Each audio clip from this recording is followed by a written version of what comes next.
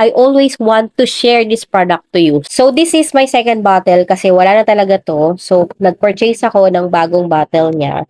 So, this is the Lux Organics Hair Elixir. Sa ngayon, ang itatry nating treatment is tuyo na yung hair ko. Madalas nyo nakikita, basa siya, tapos saka ko lalagyan nito. Baka isipin nyo na mas madali siyang i-manage dahil basa.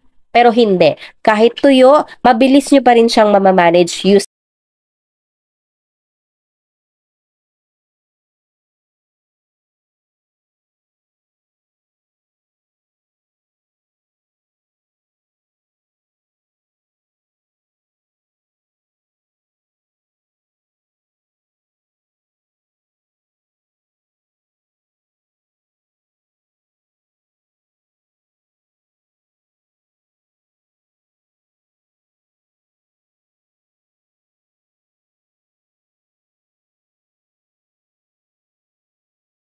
Nakita niyo kung gaano siya ka-dry kanina, ganun talaga yung normal na buhok ko.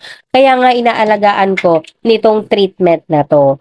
Dahil pag araw-araw mo siyang ginagamit, nakikita mo rin naman yung effect sa'yo na lumalambot yung hair mo, na ma-manage mo siya ng maayos, at saka hindi siya nagiging dry, na parang sabog na sabog. Kung makikita niyo parang siyang conditioner, ganun yung texture niya, pero hindi siya malagkit sa hair. Sobrang lambot niya sa buhok. For only 149 pesos, meron ka ng 100 ml and pwede siyang tumagal sa'yo for more than a month. Sa mga may dry hair or frizzy hair na kagaya ko, try nyo tong product na to and hindi kayo magsisisi. Check mo na yung yellow basket or link in the comment section.